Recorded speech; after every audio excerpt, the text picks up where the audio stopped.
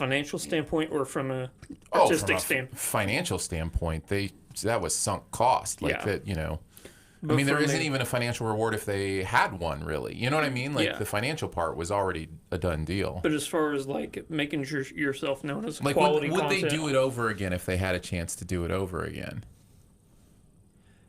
Yeah.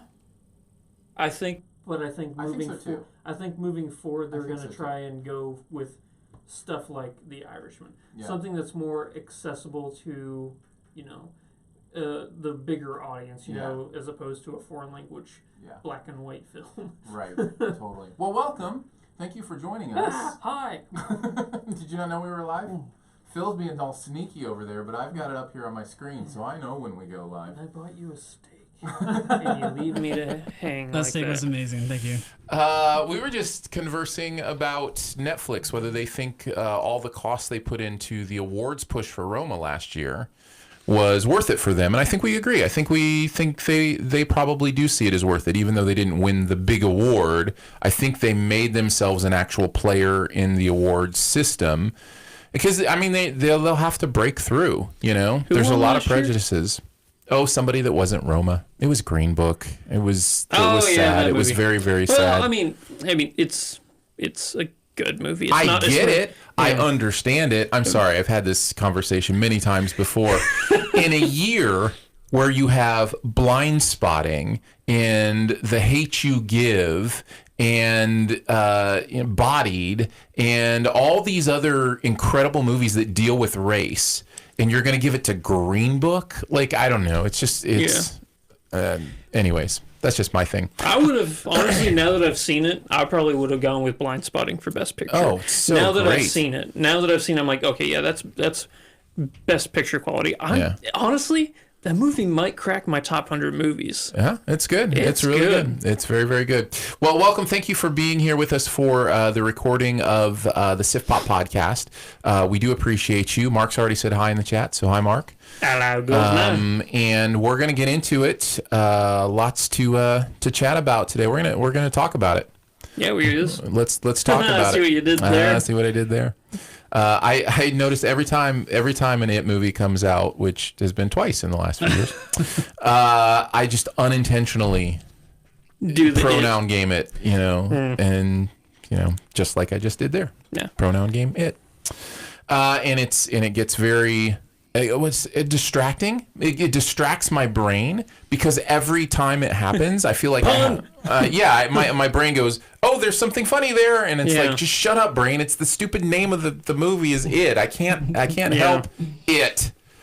I like that your brain does that. It really does. My brain is don't swear, don't swear. That's what my brain just does. On SiftPop or in life in general? Oh, just on SiftPop. Okay, all right, fair enough. Okay, so I swear I was a sailor in a past life. You can let loose with that blue streak, huh? Mm-hmm. Yeah. All right. Thank you for being here. If you're ready, I am. We'll go ahead and record this podcast, which is recorded in front of a live internet audience. It is. I don't know if you knew this or not. It's crazy. All right, 3. Live from a bunker in the heart of the Ozarks, a podcast that doesn't like to review horror movies, but hey, it happens. It's SiftPop. Welcome to SiftPop, streaming live most weekends, or available to download later in your podcast feed, unless, of course, you're a patron. Patrons get perks! Patrons get those perks. That was good. I like that. I'm your host, Aaron Dicer, and he's my own 316 Mafia, who I love 3000. It's my co-host, Andrew Ormsby. And each week we'll chat about movies, television, and whatever else from the pop culture universe is on our minds. Sad. Well, just the whole I love you 3000 thing. Yeah, I'm having flashbacks now. I didn't mean to bring you down. It was meant to encourage you, let you know how much I love you. 3000 too. Yeah. And you, Phil. Oh, thank you. It is going to be a good time today on SiftPop. We've got It Chapter 2 that we're going to review, of course. We're going to talk about best movies, best ever challenge today, featuring clowns. Yeah. And then, of course, we've got a Sift Quest where we'll talk about horror movies and buried treasure, all that kind of fun stuff. But let's kick it off with some Do We Care? Jumping right into it, every single week I scour the internet to find out what is going on in the entertainment world. I pick 3 topics for us to discuss, and we must decide, do we care? Do we care? Or not? Number 1, phone's not working. He wasn't ready for that. That's a little too quick. All right, here we go. Yeah. I mean, I can tell some personal stories if you want to start off with some story time. Number 1, Richard Linklater's next film, Merrily We Roll Along, based on the play by the same name, will be filmed over the course of the next 20 years. I saw that. Boyhood was 12 years. Right. 20 years. Yeah. So, well, I think when you enter into an idea like this, you go in with eyes wide open, right? You go in knowing we may have to adjust. We may have to change. People change. People die. You know what I mean? Like 20 years is a long time for a lot of life events to happen.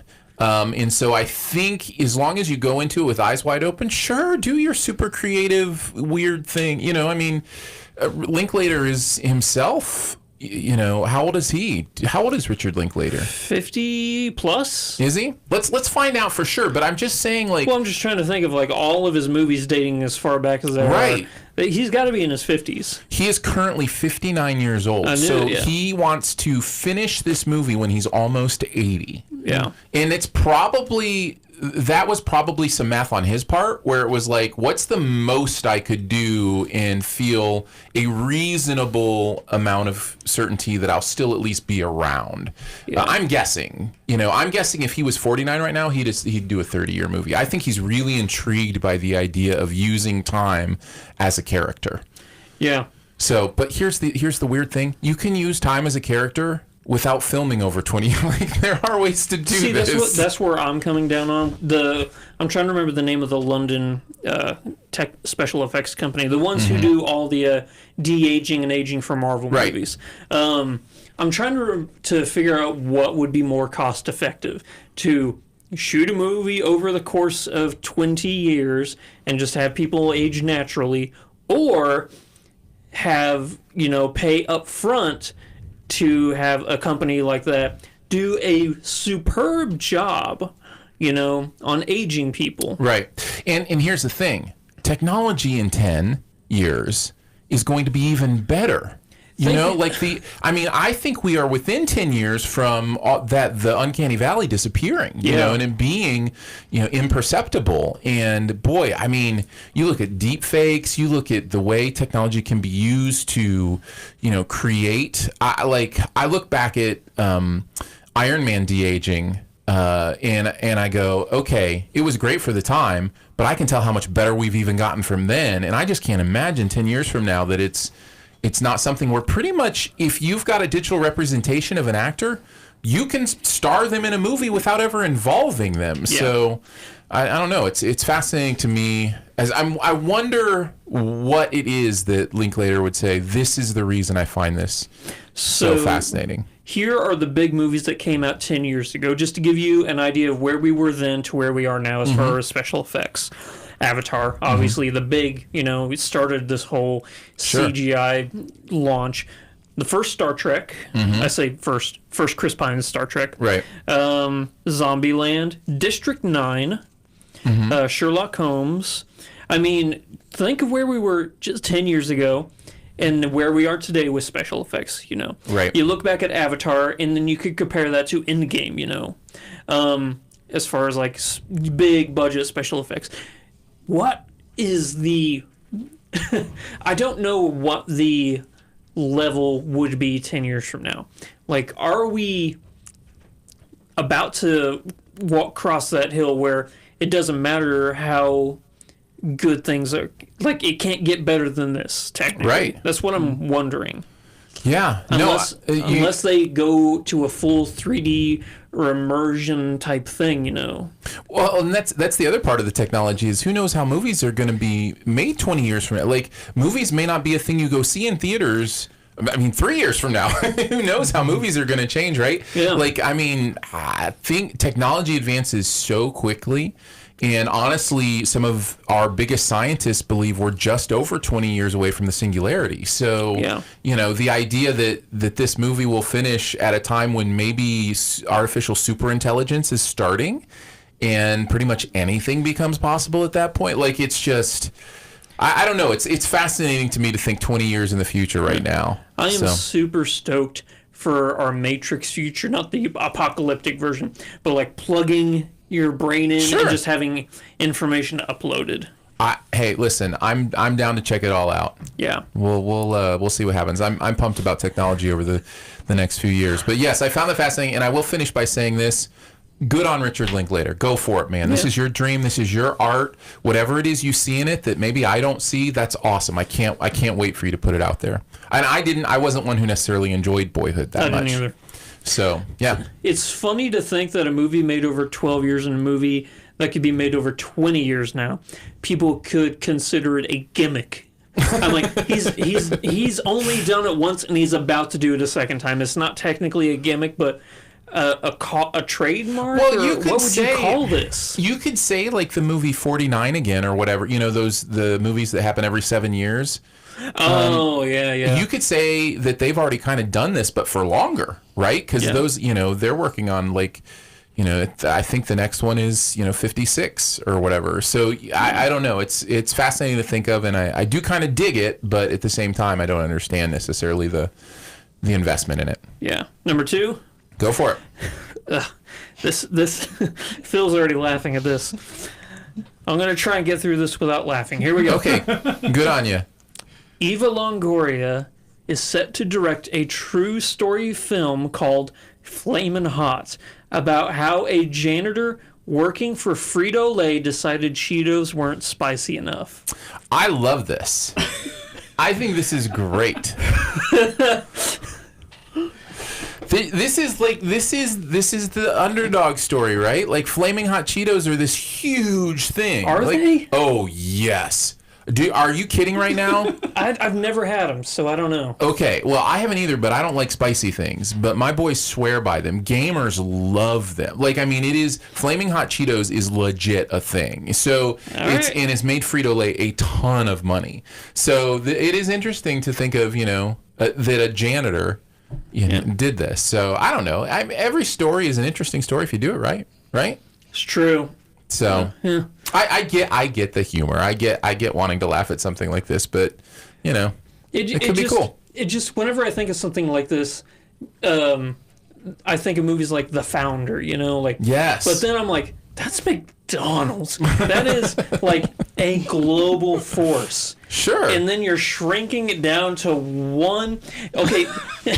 It's like if you did The Founder, but you only told the story of how they came up with their fries, like how they do McDonald's fries, or how they founded the Big Mac or something like that, Right. But it just like, as opposed to like, if a janitor decided he was going to make chips and he created Frito-Lay, that would be an interesting movie. But narrowing it down to one specific product kind of makes it feel uninteresting as well as, just unimportant. But hey, like you said, anything could be a good story if you do it right. So we're talking about Richard Montanez. He immigrated to California from Mexico as a child. Okay. Grew up helping to support his family by picking grapes. He dropped out of high school in the mid-'70s and took a job as a janitor at the Frito-Lay factory in Rancho Cucamonga.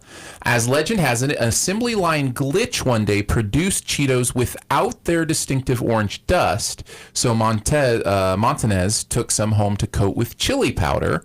Or Mexican street corn. The experiment was so successful that he bought a $3 tie and presented his new recipe to executives.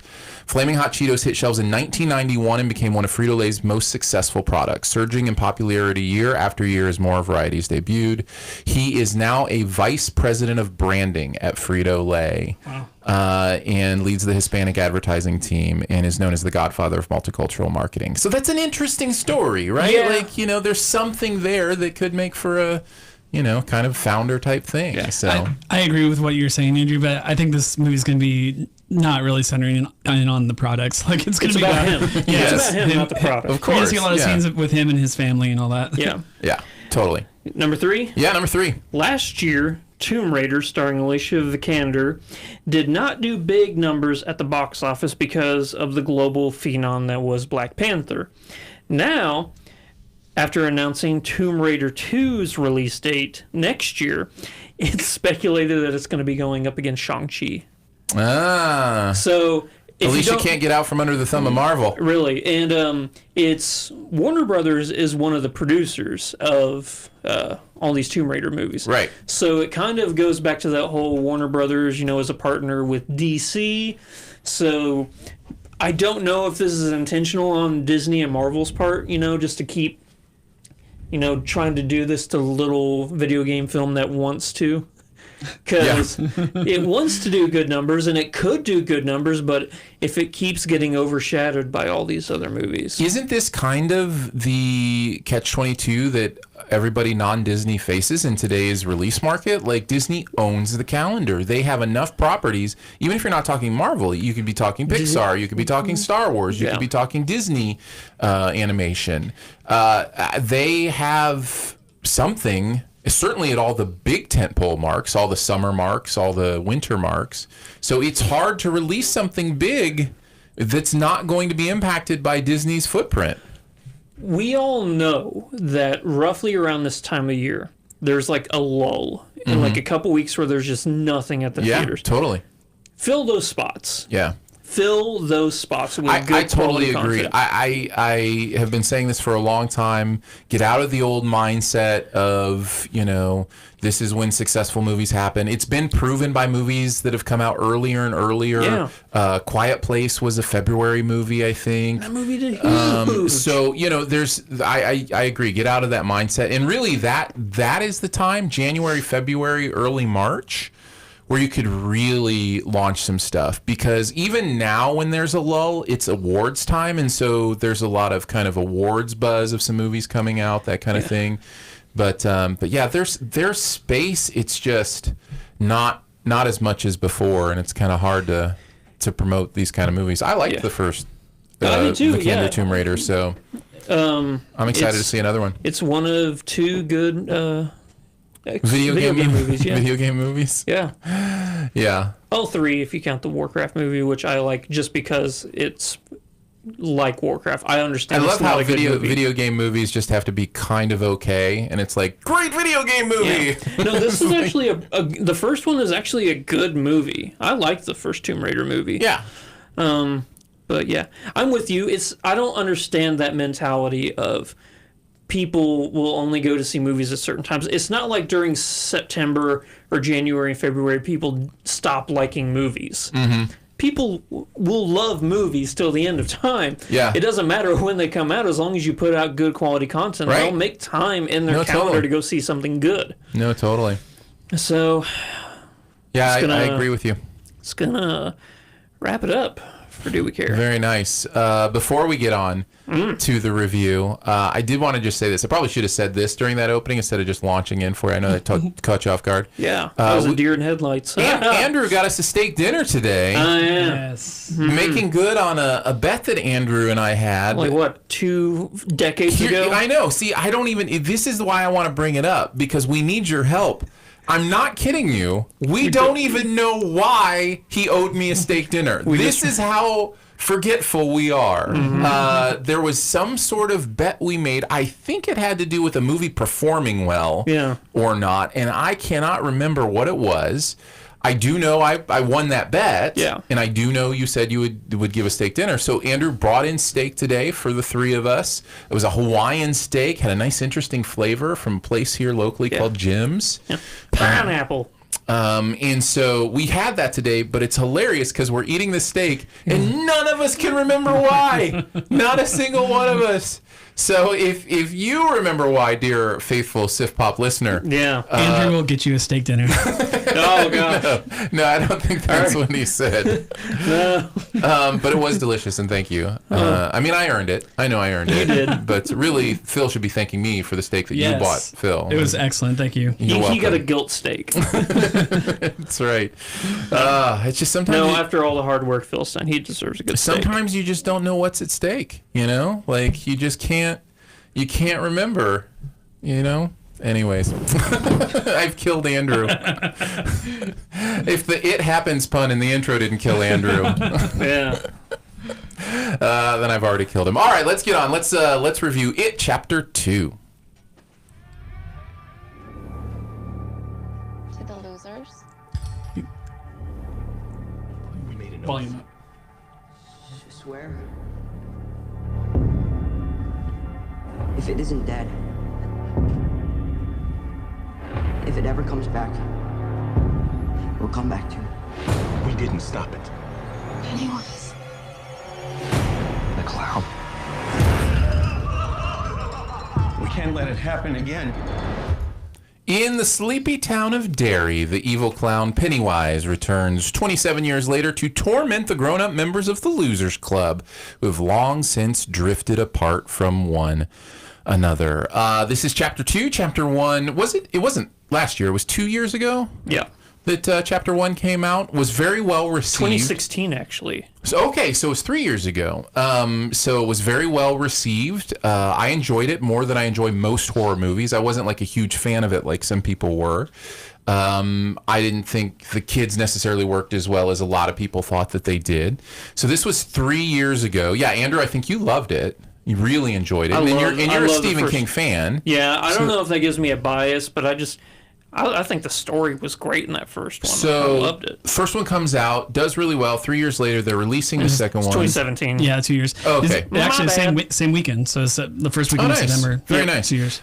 In between seeing the first one and seeing this one, I, for work purposes at CinemaSins, where I write for, saw the miniseries from 1990 for the first time. I'd never seen that when I was a kid. Wasn't allowed to watch it. The That kind of thing. Tim Curry one. The Tim Curry one. And what was interesting about that experience for me, and we'll get into our review here soon, but I just kind of want to give some background. What was interesting for that experience for me is it made me more excited to see this one because of how poorly that one is done. It was like, oh, so this is kind of where we're going. So I kind of came into this differently, and this is the first time I've come into this property having a little bit of knowledge of where the story goes, and that kind of changes things a little bit, I think. So I wanted to get that on the table, that I had seen, because if you've read the book or you've seen the miniseries, you have some foreknowledge, and so Andrew, I'm assuming you've read the book. A couple times, yeah. And seen the miniseries. Yes. So, so I just wanted to kind of get that out there to begin with in case it impacts kind of the way we see it. But I was looking forward to this going in. But what did you think? Did you like it, dislike it, love it, hate it? Was just okay?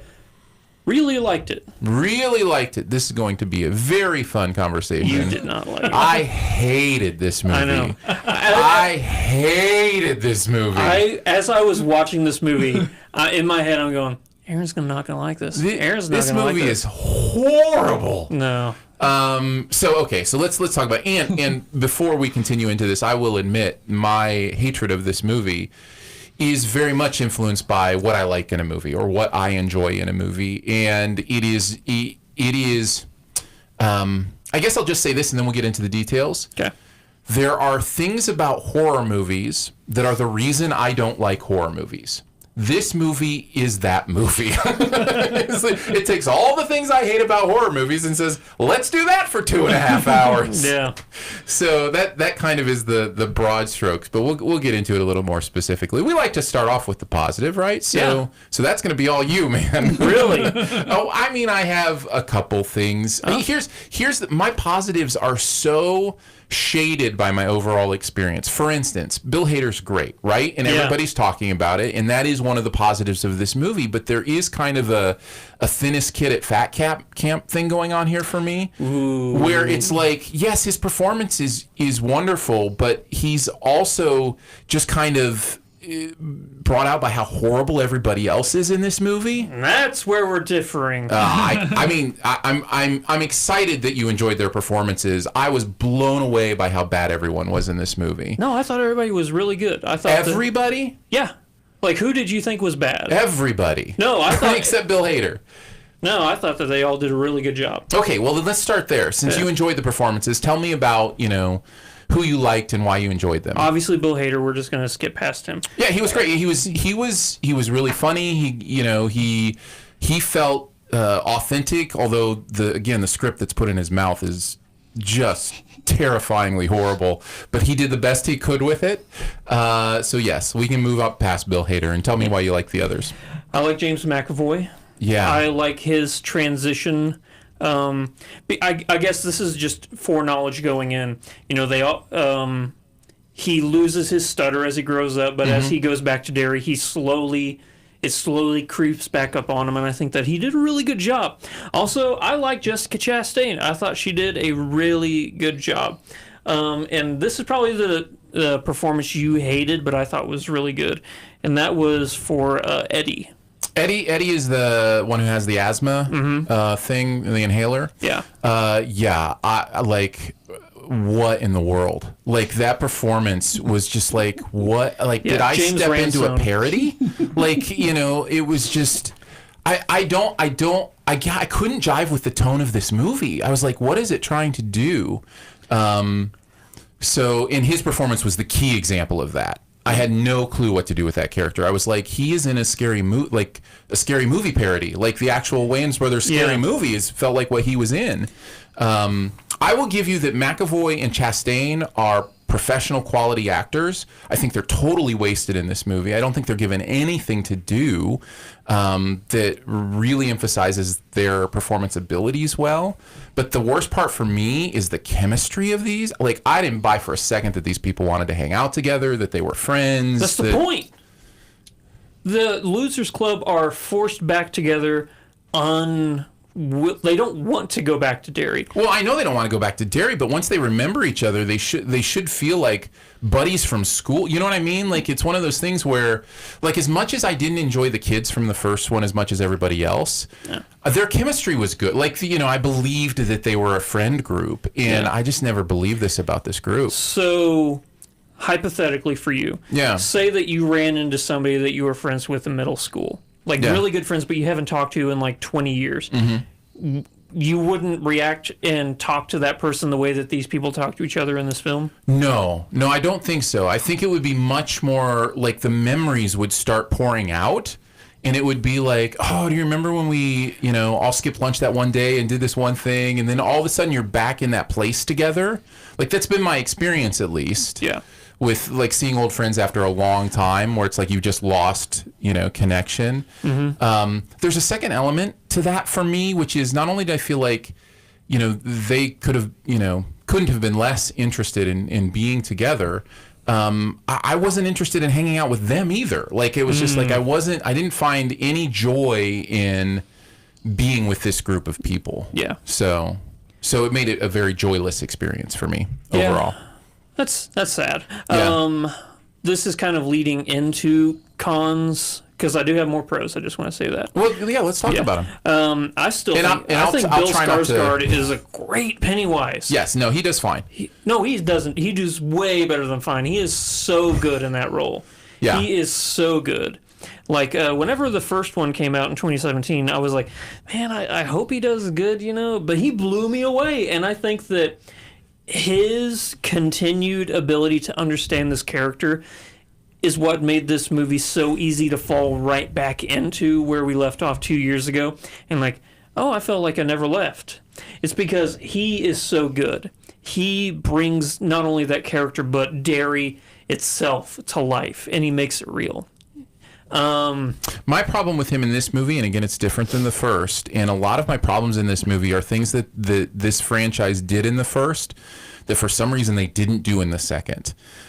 In the first, I felt like I understood Pennywise from a motivation standpoint, from what he was trying to do. He was trying to scare and eat these children.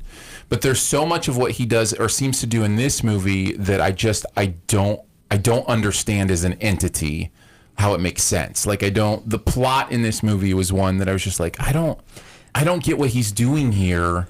Why is he doing it this way? I did get that feeling of I'm missing pages. Like that happens with book adaptations sometimes. Maybe that's what I'm doing, because I know, like, he's a child of the Prim. I know about the Deadlights. I know all this stuff. You're right. Yeah. So maybe that's where I'm just filling in, of this whole smorgasbord of, like, craziness that people don't understand from what you're telling me. Yeah. Then I'm like, it's the Deadlights, or he's a child of the Prim. Here's where he's I came a son down, of the Crimson King. Yeah, it's obvious. It's Everybody funny. knows this. I came away from this thinking, okay, after seeing the 1990 miniseries, which has a lot of the same issues in my opinion, and then seeing this one, I came away saying, okay, either Stephen King is a horrible storyteller or he's a genius. And I think it's the latter, because if he's a genius, he is a genius because he found a way to make this stupid story work.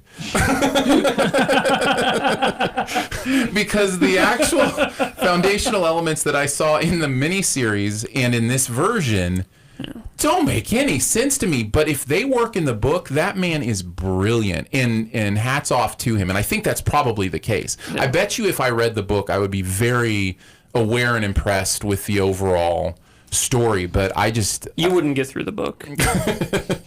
Too scary for me. No. There's things in the book that you would just like, nope, I'm stopping right here. Yeah. Well, I wouldn't get through the book because I don't read anymore. That's probably the main reason. There's a meta level to this movie. Sure. Well, even beyond what you know. Okay. Like stuff that people who have read the books are picking up on, Sure. Besides, cameos or Beep Richie or that kind of stuff. Yeah, that kind of stuff. But also, like, this isn't really a spoilerish, but they keep talking about how McAvoy's character is like Bill, I guess I could say. Yeah, Bill, as a grown-up, he's a scriptwriter, and they're like, yeah, you're just not good at writing endings. I figured and stuff that was kind of a Stephen King, idea. Because people have issues with the ending of It and stuff that, since it was written a long time ago, it shouldn't have aged. Well, in one of my favorite Stephen King adaptations, completely changed the ending of the book, is my understanding, The Mist. Completely changed the ending of the book. They add on to the ending of this. Yeah. In the Mist, in the ending of the short, it's really just a short story. They just drive off, and you just hope that they. I see. But the ending of Mist, man. There's which arguably is what makes that movie amazing, is the way it ends. Yeah. So I did figure that was maybe something Stephen King has heard about himself many times before and has meted that into the. Also, the story. Like, if you remember, like, whenever they're, like, having flashbacks to them in school, there's a giant turtle on one of the teacher's desks, I think. Okay. That's I'm going to just throw a whole bunch of lore at you right now. Go for it. So, as long as it's not spoilery, then we can wait and handle that in the SIFT spoiler. Okay. That are not in the movie, so it doesn't matter. Okay. So, the turtle is known as Matron, and it is the creator of the universe. Okay. Think of like a never-ending story, that giant turtle, Yeah. This is, just it creates the entire universe. Pennywise is a child of the Prim, or a child of the shadows. And since that Matron is a creator, he is a destroyer. So what he's wanting to do is devour fear to make him stronger so that he can kill Matron. Okay. Yeah. So that's where I'm filling in a whole bunch of, that and that and that. But that's that's not in the book. I am excited. Or it's not in the movie. I am excited in the SIFT spoil to ask you about plot details. Yeah. Because the last 20 minutes of this movie made no sense to me. And I I'm excited to talk to you about that because maybe you'll help clear it up for me, and maybe I can understand some things, and that's possibly part of why I had such a bad experience. Yeah. But not the only reason I had a bad experience. Another reason why I like the first movie more than this one, granted I still really like this one, is it was confined in the timeline it was in. It never jumped forward in time to McAvoy or Chastain, whereas this one does jump back in time to the kids again, to the losers as kids. It was the one thing when I watched the miniseries that I was so vividly aware was a huge mistake, was jumping between the timelines. Yeah. Like that, the miniseries suffers greatly for that. It's because it does that in the book. Yeah. Yeah. But he probably does it really well in the book somehow. Yeah. Again, I don't know. I haven't read the book, so. I did say that I like Bill Hader. I think that his performance is really good. But also, a con of his is that Bill Hader is so funny that it takes you, I don't want to say lessens the tension and fear, but it kind of can take you out of it a little bit. Like, if something horrifying is happening on screen, but then Bill Hader says something really funny, it kind of, like, you're not scared anymore. This is one of my major issues of several that I have with this movie, which is what I was talking about with not vibing into the tone of this movie. Yeah. I don't think it's just Bill Hader. I think the difference with Hader is he actually is funny. Some of the things the other characters are saying and some of the things the scripter have them doing aren't as funny because they're not as great as Hader is here, but they are meant to be. Like, there is, without giving anything away, and it's the Eddie character, and there's this moment where he is, I think he's trying to retrieve his thing or whatever. I'm trying not to spoil. But there is a moment where it is fairly tense, fairly creepy, fairly scary, and something happens that is so out of a parody film that I don't it's even... It's very Deadpool-ish.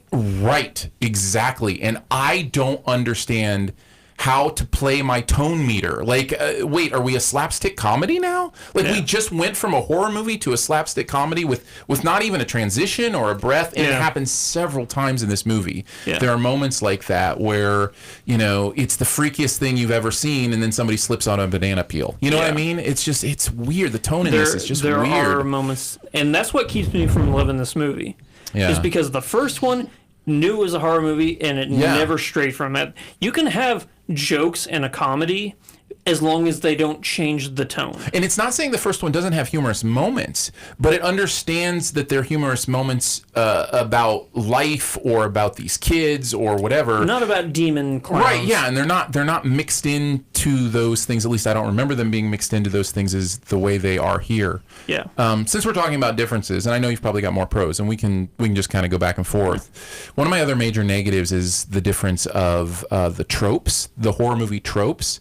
The first movie was daytime horror in a lot of ways. Yeah. It was not like, even the opening Georgie scene is very clear what's going on. It's, Pennywise is of course in the shadows in the sewer because he's in the sewer. Yeah. But it's not one of those like so dark you can't even make it out. Like, once you see Pennywise's face, you see Pennywise's face, and then when he, attacks, you see him attack and what happened. Like, that was really interesting to me. And then this one, for the most part, reverses a lot of that and becomes jump scares and dark rooms and like all the horror tropes that I'm just kind of tired of. And this movie just kind of turns those up, and I'm just like, even like the scary stuff happening in the background trope, you know what I mean? Like with the old woman or whatever. And I don't know. It was just kind of one of those things I was disappointed with. I love that scene. Yeah. Oh, I love that scene so much. Do you? Yeah. Mrs. Kirsch. Yeah. Oh man. See, when you look at other than your main cast, the McAvoy and the Chastain, the Haders, people who play other, like, just minor characters are so good. The old lady that plays Mrs. Kirsch nails how to creep you out. Sure. And that happens throughout the movie, of background or minor characters really just... they're trying to make themselves known. Maybe you can remind me of others. I would agree with you on her performance for those brief moments at the beginning of the scene where she is able to actually perform in what appears to be a tension-filled horror movie, and then again it turns into a cartoon at some point. And it's just like it's one of those things. Well, it turns from there's a moment. I don't want to give anything away, but there's a moment of real tension and interesting, kind of scary stuff, right? And then that moment is, in my mind, so under. It becomes first, like I mentioned, a horror trope, and then it becomes a cartoon. And it's like, what are you doing, movie? Like, live in the stuff that you lived in the first movie. And because of those kind of things that just kept happening in my brain, I just got more and more.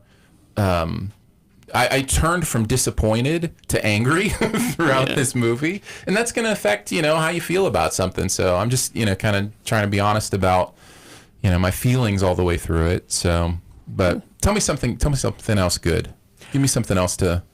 Between the two movies, there's a moment in this movie that actually sent shivers down my spine. In this movie, I never got that in the first movie. I thought it was a creepy horror movie, but I had a good time, and I was never like truly shook or anything like that. There's a moment in this movie that actually shook me. I'm like, I can't wait to hear about it. Even thinking about it. And spoilers. Well, and that I guess is the final thing. This movie is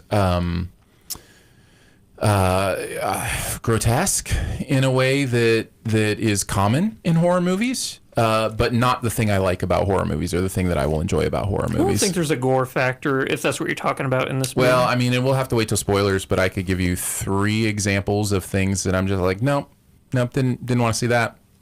So. All right.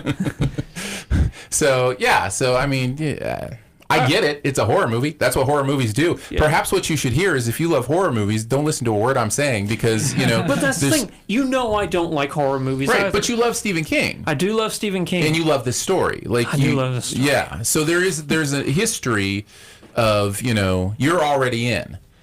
Yeah, but I don't want that to come across as the only reason why I love this movie. Of course not. We talk about it on this podcast all the time. It's not the only thing. It's an influence, right? It's a way we see the world.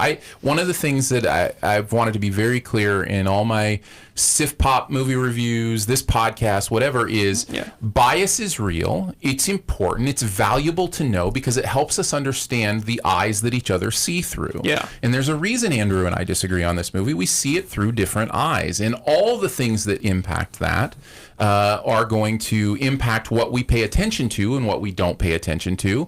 And for instance, I wouldn't have recalled that, is it Marsh?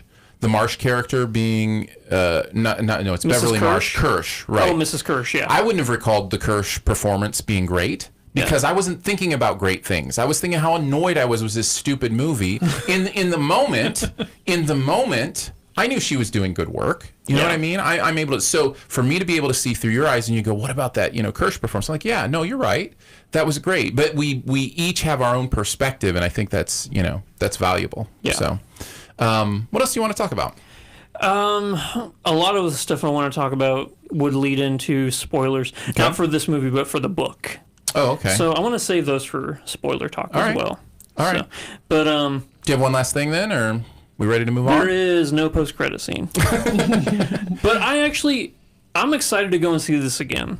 Like, I really, really am. Yeah. And it's not. I'm trying to think of the number of the dollar amount you would have to pay me to see this movie again. No, I really had a good time, and it's not because. In fairness, it's probably like 100. Yeah. If somebody paid me $100, I'd probably go see it again. I really do like the story, yes, but I also think the performances and some of the scares are really good. And also, I think that if you were to watch these movies back to back, it would just flow. There's no like, okay, let's get caught up on where we are or anything like that. I mean, it's smooth sailing from chapter 1 to chapter 2. I mean, maybe, but they felt very different to me. There's all the stuff I talked about that I feel is different from the first one. So I think chronologically wise, or just the idea of connective tissue, yes, I agree with that, with what you're saying. In that way. I do have one more thing. Okay. My one more thing is the de-aging they did on the Young Losers Club. Overall was pretty good. There was one part of it that really distracted me, and it was the upscaling of the voice, the up-registering of their voices. Specifically the Eddie character, who was also in Shazam. I forget the actor's name. I should probably look it up. But his voice was so pitched up in this after seeing him in Shazam, like, and knowing his voice has changed a little bit since, at chapter 1. I get why they did it, because they felt like, that's how his voice was in the first one. But I could hear, and maybe it's just my audio thing, but I could hear the pitching and how they did that. And that really distracted me. If for me, just let him have his voice change. Maybe he had his voice change, at some point. I don't know. Fighting a demon clown can, right. add some testosterone to you. I do like the fact that this is just an Easter egg, that the woman who plays Eddie's mom in the first one plays his wife as he's grown up, because he's like, he just grew up to marry the exact same woman as his mom. I did not realize that at all. That was the same person. Same actress. That's funny. Yeah, just different makeup and stuff to make her look younger. So yeah. I thought that was really funny. I'm kind of unaware of like what spoilers and what aren't necessarily with the story. And again, maybe that's why I'm excited to talk spoilers with you and kind of get what the book does. But I know between like the miniseries in 1990 and this one, the James McAvoy's wife character is so way much more prominent in the miniseries. Detrimentally so, because they try to make her more prominent than they actually give her time to do anything. Yeah. Audra, I think is her name. And so it's that kind of stuff is fascinating to me as well. So I'm interested to talk about that in the Sift spoil. Anything else?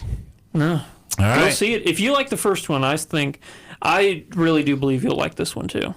Not true in my case, but probably true in most cases. And again, to be fair, I didn't love the first one, but I did enjoy it, especially for a horror movie. Yeah, I love the first one. And I definitely don't enjoy this one. So I think that's a lot of good information for you to kind of make your own decision and go see it with your own eyes and have your own experience and tell one of us where we're wrong, Yeah. That's how it works. It's a lot of fun. It's what's interesting is the fact that after watching the first one a couple years ago, I was watching it, and in my head, I'm like, oh, I think Aaron might actually like this one. I think that this might be a horror movie Aaron likes.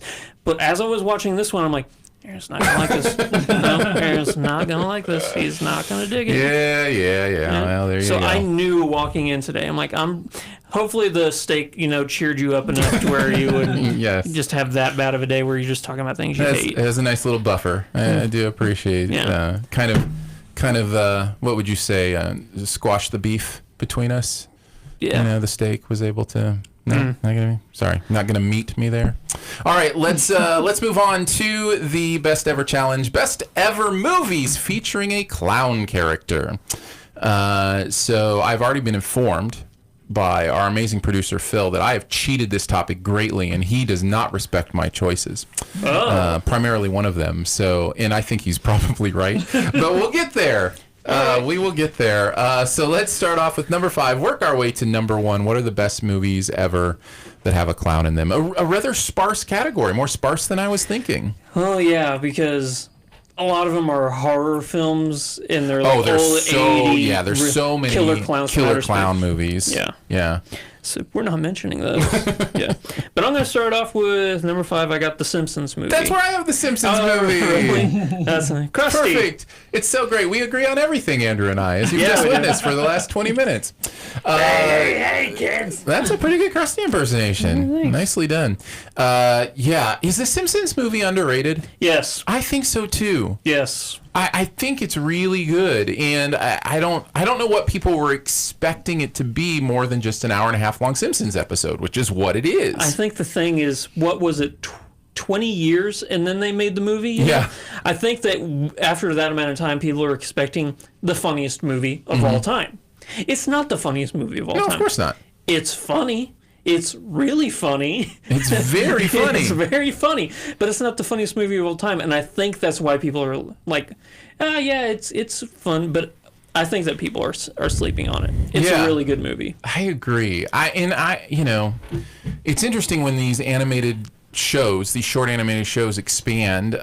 South Park movie is also another great example of a show that did a movie bigger, longer, uncut. Yeah, that did a movie extremely well. So it's fascinating to me. Even the Futurama movies, when they came back the second time and did movies instead of episodes, I like those as well. So that's my number 5 too. So what do you got at number 4? The Game. I would trump you, but it's my number 3. So let's just go ahead and talk about it. Okay, yeah. Little spy cam clown. Yeah. This is Fincher, right? Yeah. And I think it's one of his most underappreciated movies. I think when a lot of people think of Fincher, they think of the big name because he's got a lot of those big name movies. Fight Club. Yeah, and people don't. People don't think of The Game, but it is a quality film. It's good. I went back and I watched it recently, and. Ooh, I haven't done that, so I'm interested to hear that. So, the first time I watched The Game, I got to admit, I was fairly young. I was in my teens, and I'm like, oh man, this movie, what's going to be the next twist? What's the next crazy thing that Michael Douglas has to figure out, Mm-hmm. Watching it again, you kind of pick up on just, I don't want to say how ridiculous it is, but how convenient all of his choices seem to sure. Yeah. Oh, so him doing this perfectly leads into what they wanted him to do, Yeah. So after watching it again, I still really do like the movie. Yeah, it just has a lot of cause reasons moments. Yeah, no, I get that. But that of the little plot picky things you can do, reasons actually is one of my least important in my work. I can look over cause reasons a lot easier than I can look over some things like. Well, that's why they paid so much money, was because they're that quality of a game, Yeah, exactly. Yeah. I had The Game at number 3. You ready for my number 4? Yes. This is where I have Billy Madison. Okay, it was honorable mention. Hey, kids, it's me. I bet you thought there is something about that early Sandler that still tickles me. Happy Gilmore. Billy Madison, and this one specifically has always had a place in my heart. I know this is a stupid narcissistic reason. I admit that fully. But when this movie came out, everybody was telling me I looked exactly like Adam Sandler does on the cover of this VHS because he's sitting in the tiny. Because he's sitting in the tiny chair, and I'm a giant, I'm 6'6" or whatever. And that's mean. Is it weird that I didn't take it as mean? I just, I loved it. I was like, hey, it's me on the poster. Yeah. Veronica Vaughn. So that was the first part. The second part was, I think Sandler is funny. Oh yeah. And did really good work. Yeah, that's what I looked like in high school. Oh. So. Did you have a Veronica Vaughn as a teacher? Yeah. You did? I did. Nice. Every teacher was Veronica Vaughn. Lucky you. Or unlucky me. One of the two. Seriously. What do you got at your number 3? Cabin in the Woods. Oh, I didn't even think about this having a clown. There's an evil clown. Oh, is it in the big elevator scene? Well, it's okay, not, fair enough. It's post elevator. Certainly not as much of a cheat as mine. So I will say that the clown in Cabin in the Woods is probably on screen more than the one in Billy Madison. That's probably true. That's probably he has true. less lines and less songs. Right. But, this is a great movie. It really is. It probably would have been on my list as well. I love this movie. Probably would have kicked off the Simpsons movie on my list. Okay. But I didn't think about it in that way. Yeah, this is the movie that understands the tone it has, right? This is the movie, not to compare it back to my problems with it, but I can't help it because it's on my brain. But this is the movie that understands it's not only a parody movie, but also is trying to freak you out in some ways, but understands how to navigate that tone beautifully, right? And because it puts itself also in kind of a weird, twisty world building thing that's going on here. And so the world building part of it kind of makes the tone make sense, right? So I find Cabin in the Woods fascinating. If I had to list my favorite horror movies, it would be way up there. So yeah.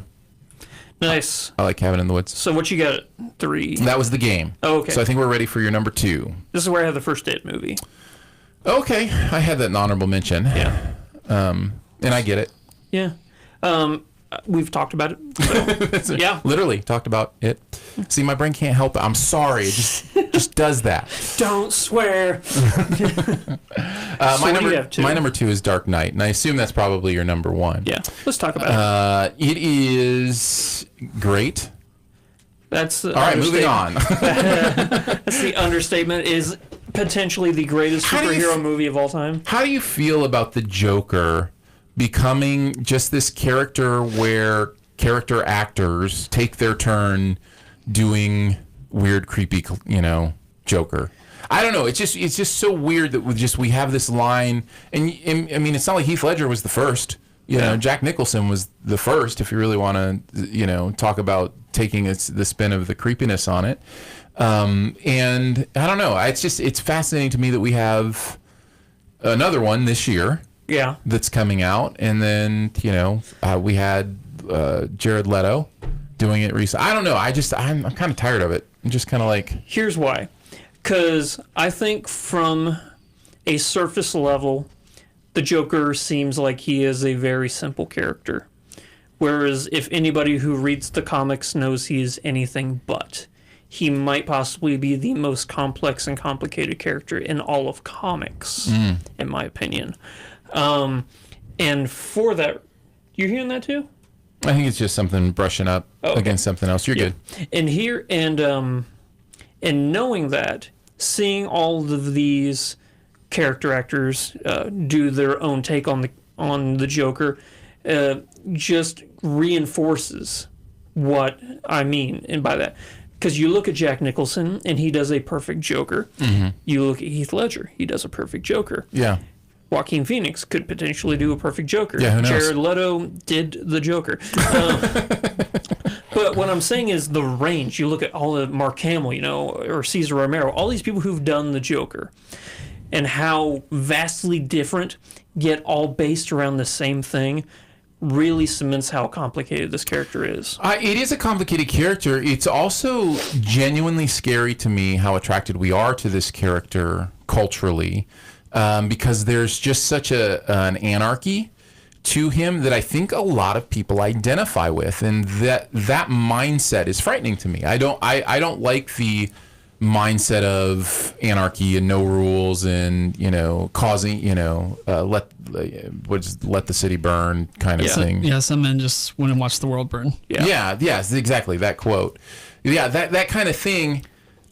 There's an attractiveness to it for some people that does get under my skin a little bit. So it's weird for me. I get the desire for an actor to chew into a performance, to find something like this that's complicated and interesting in that way. But I'm kind of done with it. I'm just like, I don't know how much more of this I want to see.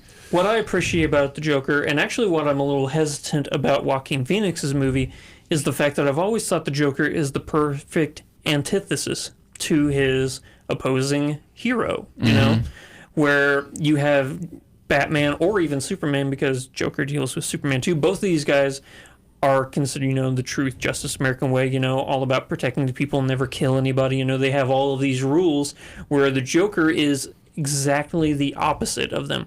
And yet he is still bound by their rules. And he knows it. The fact that he knows that Batman or Superman won't kill him, unless you read certain comics. Or watch certain movies. Yeah, or watch certain movies. Is really the thing he hates the most, is the fact that he can't understand people who live in a world with such rules. Right, with boundaries. He wants to live in a world. See, everything I'm saying just reinforces the fact that he is a complicated character, and he's not just a psycho guy that puts on clown makeup. Yeah, but he's also that. He is that, but there's so much more to him than that. And I think that Heath Ledger, along with Christopher Nolan, Christian Bale, put together one of the best, if not the best, superhero movie of all time. And it's because they understood that. Right, and I think what's so fascinating, and what makes it so fascinating is so creepy, is that there are humans who embrace that philosophy in real life and do awful things. Yeah. And so we see it's almost a mirror to our worst parts, kind of thing. And I think that is fascinating. I totally get that. Yeah. You ready for my number one? Yeah. The one that is a complete cheat, and Phil thinks I should be thrown in Best Ever Challenge jail for. You ready for this? Shaking his head. Yeah, what is it? Finding Nemo is my number one. Oh, man. Are you kidding me? Boo. Oh, man. Clownfish. Yes! Oh. Character is a clown fish. I think it works. Come on, guys. Tell us a joke. See, it's even part of the movie. Clownfish is not All right, fair. We all know how much I love Finding Nemo. We don't have to Okay, talk yes, about it. It was just an excuse It would to be talk my about number 2. Fine. to talk about Finding Nemo. Yeah. Which obviously stars a clown fish. All right, so there you go, the Best Ever Challenge for this week. Honorable mentions. I really only had a couple that you haven't mentioned. I got 2. Uncle Buck. Has a clown scene in it. That's a John funny Candy, movie. I love that guy. Quick Change is the Bill Murray heist movie where he dresses up as a clown. Have you never seen Quick Change? I don't think so. Quick Change is good. Older movie? I mean, yeah. Are we talking like Beverly Hills Cop Eddie Murphy, or are we talking Bill Murray. Oh, is what Bill I said. Murray. I thought you said Eddie Murphy. Oh, Bill I Murray. forget when it came out exactly, and I have not seen it in a while, so my memory is fuzzy. Okay, 1990. Okay, so we're talking like It's 30 years. yeah. So What about Bob? Kind of. So yeah, here's the synopsis. With the aid of his girlfriend and best friend, Loomis Grimm enters a Manhattan bank dressed as a clown, creates a hostage situation, and executes a flawless robbery. The only thing left for the trio to do is make their getaway out of the city and to the airport. It sounds simple enough, but it seems that fate deserts them immediately after the bank heist.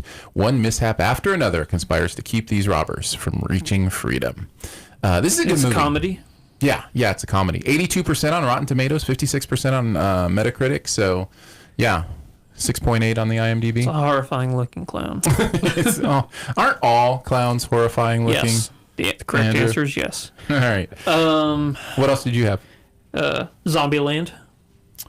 There's You're a right. zombie Yep. clown in that. Yep, absolutely. It's a funny movie. It's a really funny movie. Are you actually. excited about the new one? I am. Okay. I've seen the trailer, and that's why I have hope. Oh, okay. I obviously haven't. Yeah. And I don't necessarily not have hope. I just have no thoughts on that movie until I see it. I mean, I guess my only thought would be I love Emma Stone.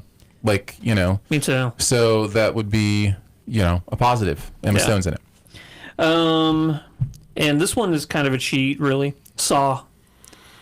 You like Saw? You like the Saw first one. movies? The first one. The first one? Yeah. Yeah, I've I never like the seen first it. one. I've refused to I see hate any the of rest of them. I've refused to see any of them, and I've had people tell me that I should watch the first one, that it's different, that it's, you know, that it's not as much torture porn as it is mystery. Grotesque mystery. Yeah. I'm just not into it. I'm just not ready for it. It's actually a lot like a David Fincher movie. That's what I've heard. Yeah. That's what I've heard. Yeah.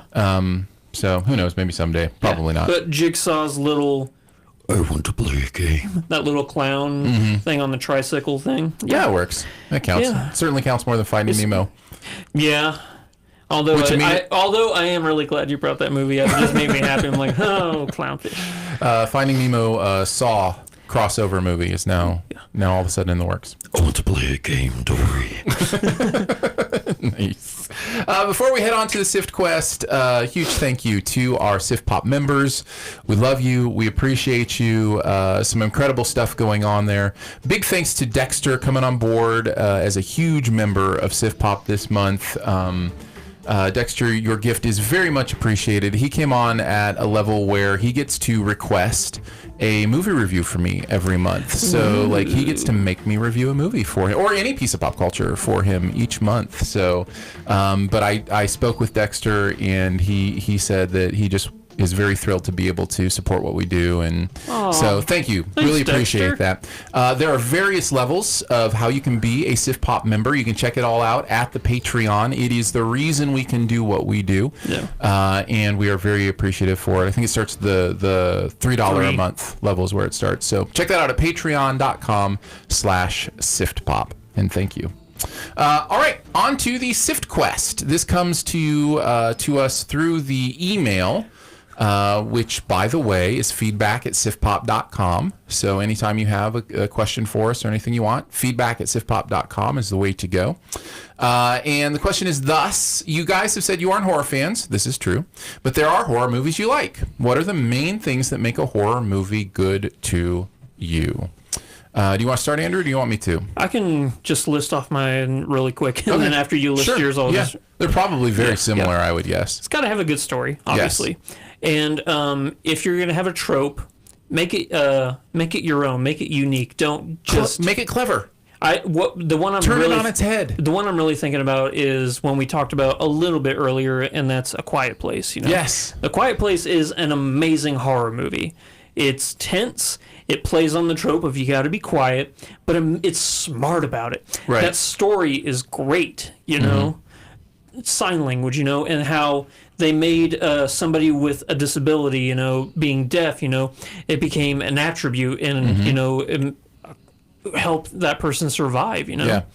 So, I think that's, as long as the movie can have a great story, and if you're going to have a trope, make it your own, make it unique. And I think we do get into something, too, when you think about A Quiet Place, and people will be like, oh, is it horror, or is it, thriller? Yeah. And it's like, look, it depends on how scared of that movie you get. If there's one thing about movie discussion that is the most annoying to me right now, it's genre police. It's the idea that, because you want to say you like a certain genre, you have to classify certain films in that genre. Or because I say I don't like horror, I have to classify A Quiet Place as thriller because I don't like horror. It's like the whole genre police thing is annoying to me. So please understand, we're qualifying these as basically it's a broad sense of horror. The broad sense of horror, movies that frighten us. That at the end of the day, that's kind of what we're talking about. And that is kind of what I put as my main thing. I almost have to tie into another genre. So there has to be something else in addition to the fear that I enjoy or connect to, like the mystery part of it, or the thriller part of it, or the humor part of it even, like Cabin in the Woods is, very funny, and that's part of why I love that movie. Yeah. So there, or even action, if there's cool action in it, then it's almost like if it has well done elements of what I like in other kinds of movies, then I don't mind a movie that's trying to scare me.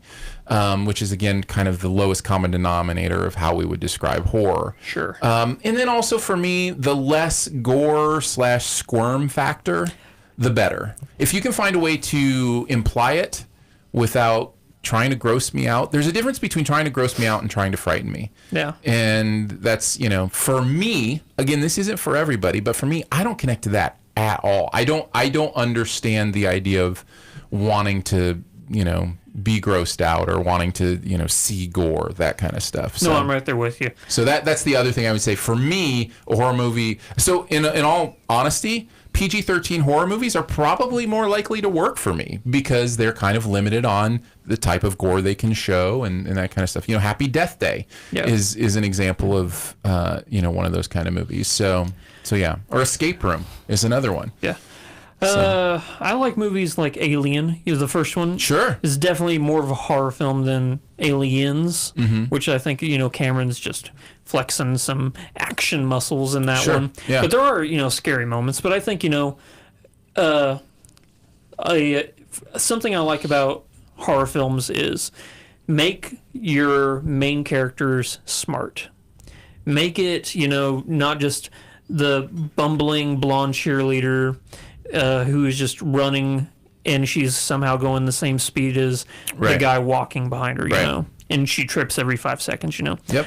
I want a Ripley in my movie. I want somebody who's smart, who, even though they may not be as strong as, the opposing, the fear-inducing villain. Sure. They got to be smarter. Yeah, that makes it better. Yeah. Absolutely.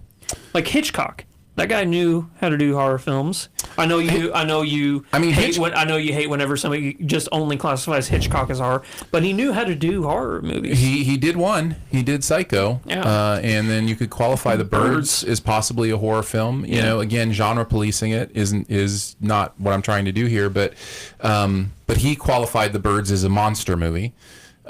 Which monster movies in some ways are horror films. So, you could technically count the first Godzilla, the 1954, as a horror movie because of what it was being a metaphor. Oh, also, metaphors. If you can get a good, powerful metaphor, that actually means something. Yeah, I include that in story. The idea of telling a good story, writing a good script, layering those metaphors in there. Yeah, I think that's very important. Aaron, how would you classify Ready or Not, the one that we just reviewed a couple weeks ago? Ready or Not. Like if I was playing Genre Police and I had to put it in a genre. Suspense comedy. Yeah. It's funny. I mean, okay, is it a horror film? Yeah, I think it's a horror film. Yeah. I would absolutely, like, as far as qualifying it in this conversation, for sure, 100%. It's also a comedy, you know. It's also a thriller. It's so, and again, that's what I was saying about the reason I can love Ready or Not is because of how it applies in these other categories, and it, you know, it's beautifully written. It has a beautiful metaphor over top of it. Yeah, it's great performances. You know, it tells a good story. So yeah, that's a good example of a horror movie that both of us liked because of those reasons. So yeah, absolutely. Yeah. Ready for Buried Treasure? Oh yeah. Okay. Who do you want to go? Who do you want to go first? No, yeah, I'll let you go first, man. Tell me what you got buried in those treasures. I have a Slim Jim buried in this treasure. I'm just kidding. I just figured I'd go with Macho Man. Yeah. My buried treasure. Well, the way you said it, I was like, is he going to snap into it? No, that's for Thanos. I'm going with Tuca and Birdie on Netflix. Now, you may have recently heard that this was canceled, and it has been. And in fact, that's the first I ever heard of this show was when it got canceled and the fans were like, hey, don't cancel our awesome show. And I was like, I've never even heard of this animated show on Netflix. It is really funny. It's really interesting for me as a male because it is, you can feel the female perspective all over the show. And I love that. One of my favorite things are pieces of culture that are from different shoes than I wear, and this is definitely that. And there's what's amazing is it kind of lures you in with the humor, which is funny. And by the way, I should give you a little bit of background on like voicing that kind of stuff. I believe it is what is her name? Just Tiffany Haddish. Oh, I love Tiffany Haddish. And is it Amy Wong? What is her name? Ali Wong. So it's Tiffany Haddish and Ali Wong. Ali Wong, the comedian? Yes. Stand-up? Oh, yes. She's hilarious. Yes. And then Stephen Yeun from Walking Dead, and he's also a voice in this as well. And then there are several, you know, guest voices that you'll recognize, that kind of stuff. But it's mainly Tiffany and Ali.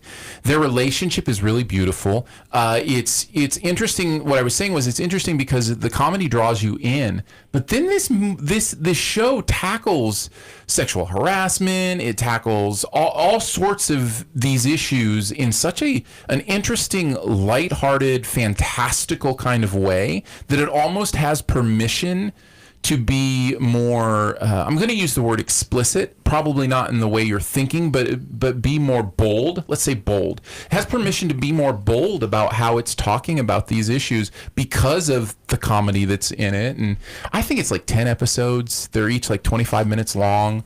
It's a pretty easy watch. And I had a really good time binging it. So that's Tuca and Birdie. Nice. So, yes. And there is, just for clarity, there's, you know, language and animated nudity and, you know, just it's definitely not a show to watch with the kids. I always find that especially important to say when it's an animated show. Yeah. Hey kids, go check out Big Mouth. Well, I think you would have known that by the topic matter that I talked about. You know, like I think you would assume that, but just so we're clear, it's not for kids. Yeah. But it's called Tuca and Birdie, and I found it beautiful. It's only in the Netflix world that a show could premiere in May and get canceled in July. Yeah, unless it's not only in a Netflix world. Networks have done that too. Networks have definitely canceled shows after one episode. Heck, DC canceled Swamp Thing before the first episode aired. DC canceled Swamp Thing? I know. Oh my gosh. I hate to break it to you. I should have done this off camera. So call back. Yeah. Anyways, that's Tuca and Birdie, so you might want to check it out. What do you got? I got a show as well on FX. What We Do in the Shadows. Have you seen the movie yet? I have not. This show is beyond hilarious. Is it? Is it great? It is. I love it so much. I love it so much. There's only one season and it has 11 episodes. I think I've gone. I started watching it right after we did our last week's podcast. Mm-hmm. Now I've seen the entire season 3 times. Oh, nice. It's just so rewatchable. Wow. If you enjoy like Flight of the Conchords kind of dry humor, or if you loved the movie What We Do in the Shadows, it's the exact same thing. It's a different cast, and that was actually my biggest reason why I hadn't picked up the show immediately. I'm like, I don't know this cast really. I don't really know them. I want Jermaine. I want Taika Waititi back. Right? Yeah. They're I know that hilarious. feeling. They are so funny. I feel so bad that I waited so long to watch the show now. Well, eventually I will feel that bad. Yeah. And I will watch it. Should I watch the movie first? Yes. Okay. So movie first and then the show. Yeah. All right. Yeah. It's on my list. Yeah. It's just a really big list. Hey, those movies you have to review once a month now? Yeah. Wink. You trying to get on Dexter's good side? Hey, Dexter. Like, hey, Dexter, make him watch The Shadows. What We Do in the Shadows. What We Do in the Shadows. No, the show is beyond hilarious, and I am so glad that it exists. Very nice. Yeah. Well, we did it, man. Yeah, we did. We did it. We did it. We ventured down to the Barrens and faced our fears, clowned around a little bit. Yeah. We did a podcast. We looked in the dead lights and we said, The pod lights. The pod lights. we got two. We got two pod lights. We got caught in the pod lights. Yeah. Nicely done. Thank you so much for joining us today for SiftPop. It is part of the Studio DNA Podcast Network. You can find out more about other shows on the network at studiodna.media or by searching for Studio DNA in your podcast player. Huge thanks to Andrew for hanging out with us. Oh, thank you. Appreciate you being here, man. Huge thanks to Phil, our amazing producer who produces the audio show as well as a live video show of the podcast recording that is up on YouTube every week. So we usually do that Saturdays at noon. So if you have your Saturdays free in the afternoon and you want to just tune in and see us record this, you can absolutely do that. The YouTube channel is just called SiftPop. So youtube.com/SiftPop. And it'll show up there on Saturdays. So thank you, Phil, for making that possible. Doing amazing work. Also, and I haven't thanked him in a long time, but I want to thank him today and at least every once in a while, Larange, for doing our music. We updated our intro, outro music a while back with a Larange track that he gave us. He's an incredible artist. He also did the CinemaSynth stuff. Yeah, and I want to give him a shout out for the work that he does. Huge thanks as well to our SiftPop members who we've talked about. We appreciate you giving monthly to make SiftPop a real thing. Support starts at $3 a month. You get access to every bonus episode. We'll be recording a bonus episode here for our members, and that's at every level gets the bonus episodes, as well as some other fun perks, including a monthly video hangout at a certain level. So find out more about all those details at patreon.com/SiftPop. Also connect with us. You can comment, rate, or leave a review where you do your podcast. If it's Apple Podcasts, leave a review there. We may chuck that onto the show at some point. I saw somebody named Andrew Ormsby left a review there. It says something. Yeah, I did, didn't I? He's like, is it cheating if I rate my own show 5 stars? Yeah. I totally forgot I did that. Well, you did that. Yeah. You absolutely did that. The Vanilla Chronicles. You can as well leave your review, and we would appreciate it. Also, give us an email at feedback@siftpop.com if you have anything you want to let us know, or you want to do a Sift quest, any of that kind of stuff. And finally, if you're having a good time, your movie-loving friends will probably like the show too, so make sure you let them know about it, and that listening is much easier than aiming a knife through an opaque shower curtain.